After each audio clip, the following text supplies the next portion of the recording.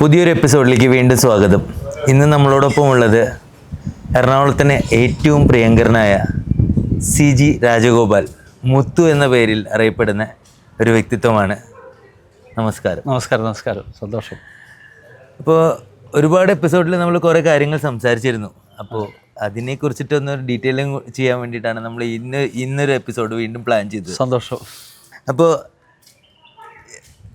താങ്കളൊരു ഒരു സ്ഥാനത്തെത്തിയാൽ കൊച്ചിയിൽ വരേണ്ട അടിസ്ഥാന മാറ്റങ്ങൾ എന്തൊക്കെയായിരിക്കും? ആദ്യം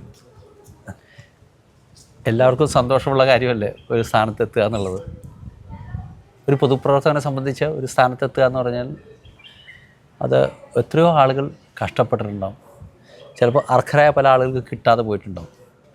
അനർഹരായ ആളുകൾക്ക് അത് അവരുടെ എന്താ പറയുക ജാതകത്തിൽ വിശ്വസിക്കുന്ന ജാതിൽ ഇല്ല മറ്റു തരത്തിൽ എങ്ങനെയാവും തീർച്ചയായും. പക്ഷെ എന്നെ സംബന്ധിച്ച് അങ്ങനെ ഒരു അവസരം ഉണ്ടാവുകയാണെങ്കിൽ അത് തന്നവരോട് കടപ്പെട്ടിരിക്കും.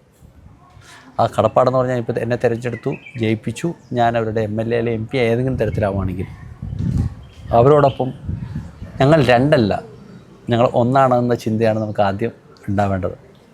ഒന്നാണ്. അതോടൊപ്പം വികസനത്തിന് നാം എപ്പോഴും ഒരു ദീർഘവീക്ഷണം വേണം. ഒരു 50 കൊല്ലം മുന്നോട്ടുള്ള ഒരു കാഴ്ചപ്പാട്. അല്ലെങ്കിൽ ഇപ്പോഴത്തെ ടെക്നോളജി മാറുകയാണ്. നമുക്കറിയാം, നമ്മൾ സാധാരണ പണ്ട് ഫോണിൽ വിളിച്ച് വയറ് തൂക്കിയ ഫോണിലാണ് വിളിച്ചിരുന്നത്. ഇന്ന് നമുക്ക് നേരിട്ട് അതിനുശേഷം നമ്മുടെ ശബ്ദങ്ങൾ വിദേശങ്ങളിൽ കേൾക്കാൻ തുടങ്ങി. അതിനുശേഷം നമ്മൾ നേരിട്ട് കാണാൻ തുടങ്ങി. ഇപ്പോൾ AI പോലുള്ള ടെക്നോളജി വന്നു. ഇപ്പോൾ ഞാനില്ലെങ്കിൽ എന്നെ പോലത്തെ ആളുകൾ സംസാരിക്കുന്ന അവസ്ഥയിലേക്കാണ് പോകുന്നത്. അപ്പോൾ വികസനം എങ്ങനെ ഏത് തരത്തിൽ വരും എന്ന് നമുക്ക് പറയാൻ സാധിക്കില്ല. നിങ്ങളുടെ തന്നെ ക്യാമറ ടെക്നോളജി തന്നെ, അല്ലെങ്കിൽ ഫിലിം ടെക്നോളജി. ഇപ്പോൾ ദാസേട്ടൻ ഒരു സ്ഥലത്തിരുന്ന് പാടുന്നു, വേറെ ആൾസിന് പാടുന്നു. ഇതെല്ലാം പണ്ടൊക്കെ എല്ലാം ഒരു കുടക്കീഴിൽ വന്ന് ഇങ്ങനെയാണ്.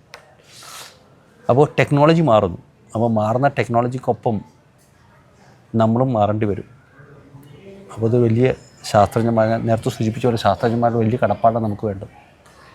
കാരണം ഒരു ശാസ്ത്രത്തിൻ്റെ കണ്ടുപിടുത്തം ആ രാജ്യത്തിൻ്റെ വികസനത്തിന് വലിയൊരു മുതൽക്കൂട്ടാണ്. അപ്പോൾ വികസനം എന്ന് ഞാൻ ഉദ്ദേശിക്കുന്നത് ഒന്ന് ജനങ്ങൾക്ക് സന്തോഷം പകരുക എന്നത്.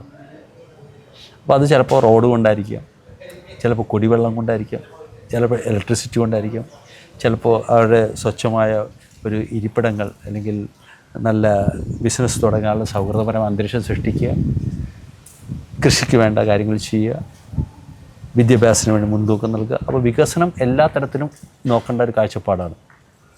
പ്രത്യേകിച്ച് പുതിയ തലമുറയെ വാർത്തെടുക്കുക എന്നുള്ളത്. മുമ്പൊക്കെ നമ്മളെ സംബന്ധിച്ച് നമുക്കറിയാം, ഒരു കോഴ്സ് BCom എന്ന് പറഞ്ഞ ഒറ്റ കോഴ്സ് ഉണ്ടായിരുന്നുള്ളൂ. ഇന്ന് കോമേഴ്സിൽ തന്നെ എത്രയധികം കോഴ്സുകളുണ്ട്. എക്കണോമിക്സ് ഞാൻ എക്കണോമിക്സ് വിദ്യാർത്ഥിയാണ്. എക്കണോമിക്സ് എന്ന് പറഞ്ഞാൽ മുമ്പ് ഒരൊറ്റ എക്കണോമിക്സ് ഉണ്ടായിരുന്നു. അതിൽ എക്കണോമിക്സ് എത്ര ബ്രാഞ്ചായി. ഫിസിക്സ് ഒറ്റ ഫിസിക്സ് ആയിരുന്നു, ഫിസിക്സിൽ തന്നെ എത്ര ബ്രാഞ്ചായി.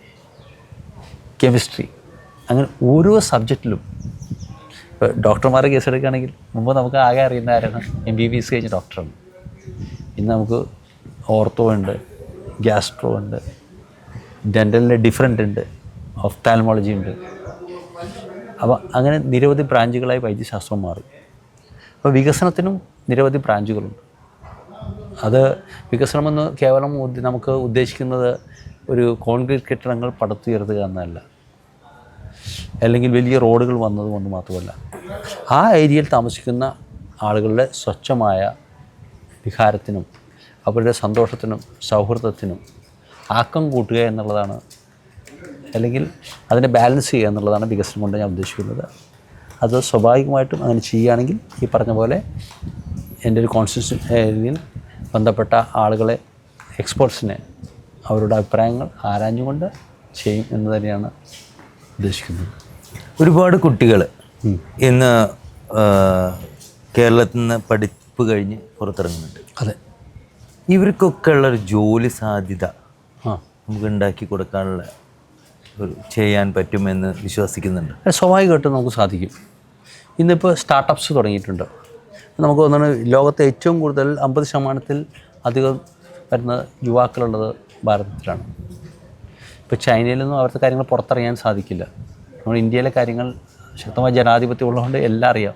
പ്രത്യേകിച്ച് കേരളത്തിൽ ഒരു സെക്കൻഡ് മതി മാധ്യമങ്ങളെടുത്തെത്താൻ. ഇവിടുത്തെ ചെറുപ്പക്കാർക്ക് ഇവിടെ തന്നെ തൊഴിലവസരങ്ങളുണ്ട്. ഇപ്പോൾ പഠിച്ചിട്ട് നമ്മുടെ ആളുകൾ ഇപ്പോൾ ഞാൻ കണ്ടതെന്ന് വെച്ചാൽ കുറേ ആളുകൾ പുറത്തേക്ക് കാനഡയിൽ പോകുന്നു, UK പോകുന്നു, നഴ്സിംഗ് കഴിഞ്ഞ് പോകുന്നു. സ്വാഭാവികമായിട്ട് പൈസ അവർക്ക് കിട്ടണം, നല്ല ജീവിത രീതി ഉണ്ടാവണം, കുടുംബങ്ങൾ നോക്കണം, മാതാപിതാക്കൾ നോക്കണം എന്ന ഉദ്ദേശം. പക്ഷേ നല്ല രീതിയിൽ പഠിച്ചുകൊണ്ട് ഞാൻ കഴിഞ്ഞ കുറേ നാളുകൾക്ക് മുമ്പ് ഒരു സയൻറ്റിസ്റ്റിനെ കണ്ടത്, ഇസ്രോയിലെ. അദ്ദേഹം ബനാറസ് ഹിന്ദു യൂണിവേഴ്സിറ്റിയിൽ പഠിച്ചിട്ട് വലിയ ശാസ്ത്രജ്ഞനാണ്. എന്നാൽ അദ്ദേഹം ഇസ്രോൻ്റെ വലിയ തലപ്പത്തൊരു ഡയറക്ടറായിട്ടിരിക്കുന്നു. അദ്ദേഹം തൻ്റെ നാട് വിടാതെ അമേരിക്കയിൽ കിട്ടിയ ജോലി ഉപേക്ഷിച്ചുകൊണ്ട് സ്വന്തം രാജ്യത്ത് പ്രവർത്തിക്കുന്നു. അപ്പോൾ സ്വന്തം രാജ്യത്ത് നമുക്ക് കിട്ടുന്ന ഒരു സുഖവും സന്തോഷവും, സ്വന്തം വീട്ടിൽ കിട്ടുന്ന ഒരു സന്തോഷം ഉണ്ടല്ലോ, ചിലപ്പോൾ മറ്റു വീട്ടിൽ നമുക്ക് കിട്ടിയെന്ന് വരില്ല.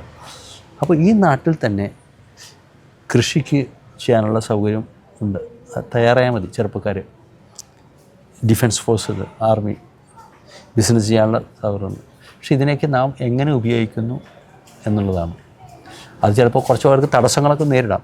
പക്ഷേ ആ തടസ്സങ്ങളൊക്കെ വെട്ടിമാറ്റിക്കൊണ്ട് ഒരു ബിസിനസ്സുകാരൻ, ഞാൻ തന്നെ ബിസിനസ് ചെയ്ത ഒരാളാണ്. ഞാൻ 300 രൂപയ്ക്ക് ഈ ലൈറ്റിൻ്റെ പാർട്ടിക്കിൾസ് മേടിച്ച് വിതരണം ചെയ്തു. അതിൽ ഞാനിങ്ങനെ നല്ല രീതിയിൽ ബിസിനസ് ചെയ്തു പോയി. പക്ഷേ പിന്നെ പൊതുപ്രവർത്തനം ഇത് വന്നപ്പോൾ 70-30 പിന്നെ 90-10 എന്ന് പറയുന്ന പോലെയാണ്. ഈ നാട്ടിൽ ബിസിനസ് ചെയ്യാനുള്ള സൗകര്യങ്ങൾ നമുക്ക് സൃഷ്ടിക്കാൻ സാധിക്കും. അത് ഞാനിങ്ങനെ അപ്ലൈ ചെയ്യുന്നതിനനുസരിച്ചിട്ടാണ്. സ്വിച്ച് ഇട്ട ലൈറ്റ് കത്തുമല്ലോ, ആ പറഞ്ഞ പോലെ. അപ്പോൾ ഒരു പ്ലാനിങ് വേണം. എന്ത് കാര്യം ചെയ്യുമ്പോഴും ഒരു പ്ലാനിങ് വേണം, അതിനൊരു ലക്ഷ്മണരേഖ വേണം. നമ്മളുടെ നാട്ടിൽ ഇപ്പോൾ എല്ലാവർക്കും തൊഴിലവസരങ്ങൾ ലഭിക്കും, അല്ലെങ്കിൽ ജോലി, സ്വന്തമായിട്ടുള്ള തൊഴിൽ മേഖല കണ്ടെത്താൻ പറ്റും. പക്ഷെ അതിനുള്ള സാഹചര്യങ്ങളൊക്കെ നമ്മൾ ഇവിടുത്തെ രാഷ്ട്രീയ അല്ലെങ്കിൽ ഗവൺമെൻറ്, ബ്യൂറോക്രസി ഇവരെ ഒരുക്കി കൊടുക്കുന്നുണ്ടോ? ഒരു വലിയ ചോദ്യം തന്നെയാണ്. എന്ന് വെച്ചാൽ ഇന്ന് നാട്ടിലുള്ള ആളുകളുടെ ഒരു പ്രശ്നം എന്ന് വെച്ച് കഴിഞ്ഞാൽ, ഞാൻ പഠിച്ചു കഴിഞ്ഞാൽ എന്ത് ജോലി കിട്ടും, ഞാൻ എന്തിന് പോകണം, ഇങ്ങനെ പ്രശ്നം ഏതൊരു ചെറുപ്പക്കാരനും അല്ലെങ്കിൽ യുവതി യുവാക്കൾക്കുണ്ട്. പക്ഷേ ഇന്ന് ഒരുപാട് സാധ്യതകളുമുണ്ട്. ഒരുപാട് IT മേഖലയിലാണെങ്കിലും ടെക്നോളജിയുടെ മറ്റ് തലങ്ങളിലാണെങ്കിലും ഒരുപാട് ആളുകൾക്ക്, ഇപ്പോൾ +2 കഴിഞ്ഞ കുട്ടിക്ക് ഇപ്പോൾ ആനിമേഷൻ പഠിച്ചു കഴിഞ്ഞാൽ സ്വന്തമായിട്ട് ഒരു കമ്പ്യൂട്ടർ ഉണ്ടെങ്കിൽ അനിമേഷൻ വർക്ക് ചെയ്ത് വരുമാനമുണ്ടാക്കാം. അപ്പോൾ കാർഷിക മേഖലയിലും അതേപോലെ ഒരുപാട് ഓർഗാനിക് ഫാം, അങ്ങനത്തെ ഒരുപാട് മേഖലകളുണ്ട്. അപ്പോൾ ഇതെല്ലാം ഒരു വ്യക്തി എങ്ങനെ ഉപയോഗിക്കുന്നു എന്നതിനെ അടിസ്ഥാനപ്പെടുത്തിയാണ്. ഇപ്പോൾ 100 പേര് ഓടുമ്പോൾ ചിലപ്പോൾ 10 പേര് ജയിക്കുള്ള മത്സരത്തിൽ. അപ്പോൾ ഓരോരുത്തരും ഓരോ മേഖലയിൽ സക്സസ് ആവും. ചിലവർ സിവിൽ സർവീസിൻ്റെ മേഖലയിൽ കടന്നു ചെല്ലും, ചിലവർ ഡോക്ടേഴ്സ്, എൻജിനീയേഴ്സ്, അങ്ങനെയൊക്കെ പോകാൻ സാധിക്കും. അപ്പോൾ നാം മനസ്സിലാക്കേണ്ടത് ഇതിന് വലിയൊരു കൂട്ടായ്മ വേണം. ഭരണ സംവിധാനം, ഉദ്യോഗസ്ഥ തലത്തിൽ എല്ലാം. ഒരു രാജാവാണ് തീരുമാനിക്കേണ്ടത് തൻ്റെ രാജ്യത്തിലെ പ്രജകൾ എങ്ങനെ വേണമെന്ന്. അപ്പോൾ രാജാവ് കൃത്യമായിട്ട് മന്ത്രിക്ക് നിർദ്ദേശം കൊടുക്കും, ആ മന്ത്രി കൈകാര്യസ്ഥന്മാർക്ക് നിർദ്ദേശം കൊടുക്കും, ദിവാന്മാർക്ക്, മറ്റവർക്ക്. അപ്പോൾ ഈ തരത്തിൽ ഒരു സംസ്ഥാനത്ത് മുഖ്യമന്ത്രിയാണെങ്കിൽ ആ മുഖ്യമന്ത്രി തൻ്റെ ബന്ധപ്പെട്ട മന്ത്രിസഭയിലെ ആളുകൾക്കും ബന്ധപ്പെട്ട ഉദ്യോഗസ്ഥന്മാർക്കും എല്ലാവർക്കും കൃത്യമായ നിർദ്ദേശം കൊടുക്കണം. നമ്മുടെ സംസ്ഥാനത്തിൽ, നമ്മുടെ രാജ്യത്ത് ക്രിയാത്മകമായ വികസനം നടത്തുവാനും ആ തരത്തിൽ പുരോഗതി ഉണ്ടാക്കുവാനുള്ള ഒരു സാഹചര്യം സൃഷ്ടിക്കണമെന്ന് ഭരണാധികാരി പറയണം. അപ്പോൾ മെറിറ്റുള്ളവർക്ക് അത് കിട്ടും, അത് നല്ല രീതിയിൽ ഉപയോഗിക്കാൻ സാധിക്കും. നമ്മുടെ നാട്ടിൽ മുമ്പ് ഒരു കാലത്ത്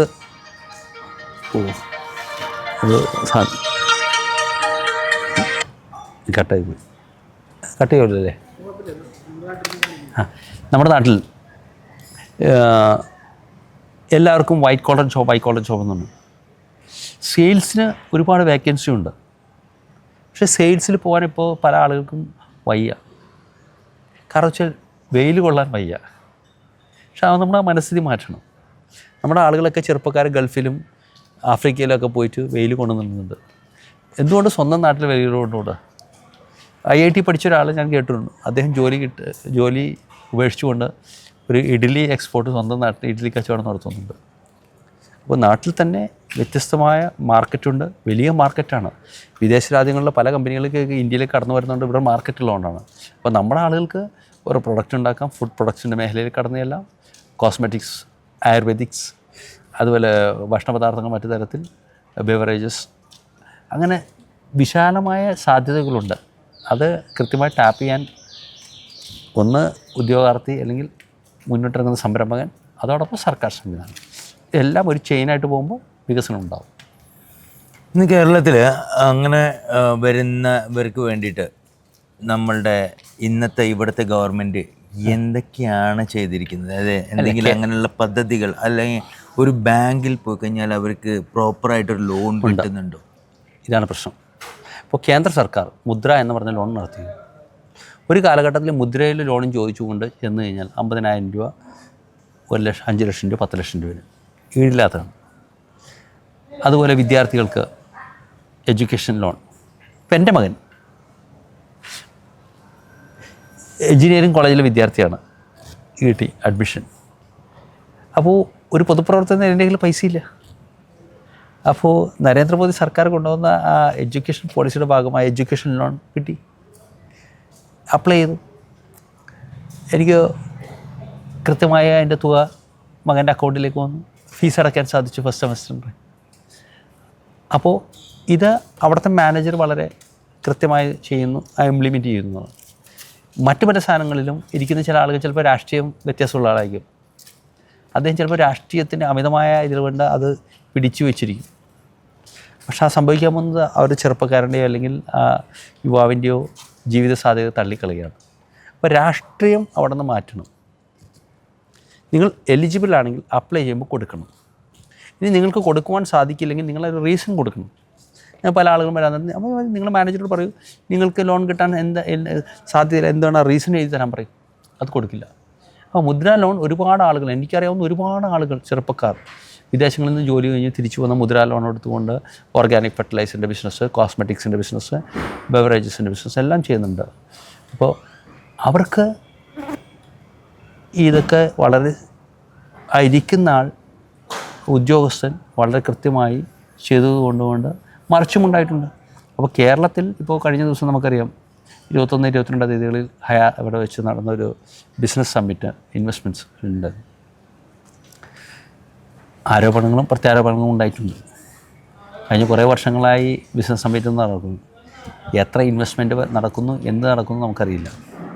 ഇപ്പോൾ കഴിഞ്ഞ ദിവസങ്ങളിൽ പ്രധാനപ്പെട്ട ചാനൽ ഞാൻ സൂചിപ്പിച്ചു, നേരത്തെയും സൂചിപ്പിച്ചു, 8 വർഷം മുന്നേ തുടങ്ങിയതും ഇവരുടെ പട്ടികയിൽ എഴുതിയിട്ടുണ്ട്. ഒരു ഹോട്ടൽ തുടങ്ങിയും ഇതിൻ്റെ കണക്കിൽ പുതിയ സംരംഭകരുടെ പട്ടികയിൽപ്പെടുത്തിയിട്ടുണ്ട്.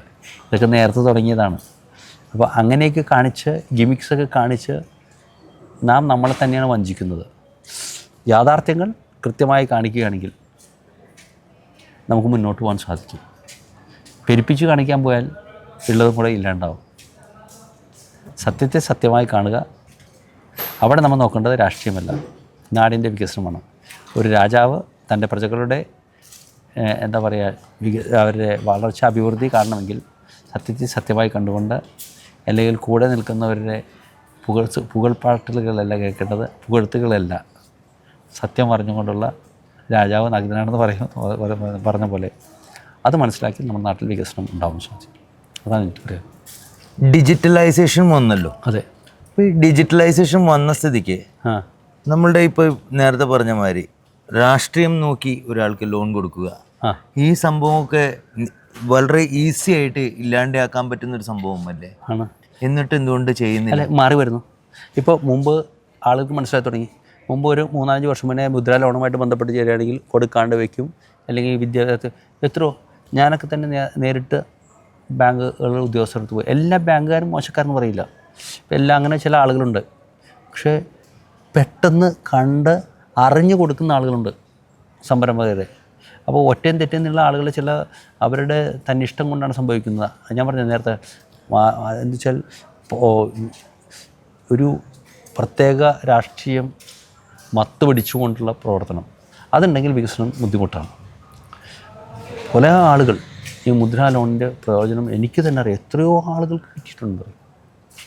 ചെറിയ സംരംഭങ്ങൾ തുടങ്ങിയിട്ട് സ്ത്രീകൾക്ക് ഇപ്പോൾ തുണിക്കച്ചവടം, അല്ലെങ്കിൽ മീൻ കച്ചവടം, അല്ലെങ്കിൽ കരിമീൻ ജ്യൂസ് ഉണ്ടാക്കി മെഷീൻ, പിന്നെ താറാവ് വളർത്തൽ, കോഴി വളർത്തൽ, വർക്ക്ഷോപ്പ്. അപ്പം അങ്ങനെ നിരവധി ആളുകൾക്ക് ഈ ലോൺ സംവിധാനം ഉപയോഗപ്പെടുത്താൻ സാധിച്ചു. അങ്ങനെ നിരവധി പദ്ധതികളുണ്ട് കൃഷിക്കാർക്ക് വേണ്ടി തന്നെ. സോയിൽ ടെസ്റ്റ് നടത്തുന്ന പദ്ധതികളുണ്ട്. കൃഷിക്ക് ഒരു ഇത്ര രൂപ ഒരു മൂടിന്, ഒരു തൈക്ക് ഇത്രയും വെച്ച് സബ്സിഡിയൊക്കെ കൊടുക്കുന്നുണ്ട്. അപ്പോൾ ഇത്രയും നേരം നമുക്ക് വേണ്ടി ചിലവഴിച്ച നമുക്ക് ഏവർക്കും പ്രിയങ്കരനായ മുത്തുജിക്ക് നന്ദി, നമസ്കാരം. വളരെ സന്തോഷം എനിക്കും നിങ്ങളോടൊപ്പം ചിലവഴിക്കാൻ സാധിച്ചത്. കൂടുതൽ വീഡിയോകൾക്കായി ചാനൽ സബ്സ്ക്രൈബ് ചെയ്യുക, ബെൽ ബട്ടണും അമർത്തുക.